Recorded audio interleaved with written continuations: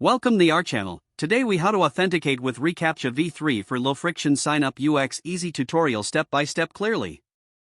To authenticate with reCAPTCHA v3 for a low friction sign up UX, start by visiting the Google reCAPTCHA website.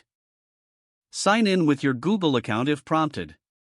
Click on the Admin Console button to access your projects. Create a new reCAPTCHA by filling in the label for your project. Choose reCAPTCHA v3 from the options presented. Add your website domain where the reCAPTCHA will be implemented. Accept the reCAPTCHA terms of service for your project. Click the Submit button to finalize your reCAPTCHA creation. You will be provided with a site key and a secret key. Next, integrate the reCAPTCHA into your sign-up form. Include the reCAPTCHA JavaScript library in your HTML. Use the following script tag in your form. Script src equals https://www.google.com/reCAPTCHA/api.js render equals your. In the form submission function, call the reCAPTCHA executable.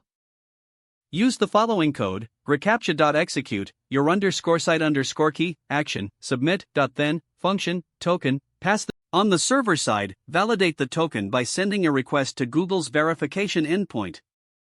Include the secret key in your request alongside the token. The response will confirm whether the token is valid or invalid. If the token is valid, proceed with creating the user account. If invalid, handle the error appropriately to enhance user experience. Finally, test the sign-up process to ensure everything works smoothly. You're now set with reCAPTCHA v3 for a low-friction sign-up UX. If the page does not load, refresh the browser or try again in a private or incognito window. Make sure you are using the correct email address, then retype it carefully to avoid small typos. If your password is not accepted, use the reset option and create a new strong password you can remember. Check your spam folder for verification or security emails, then complete any requested confirmation steps.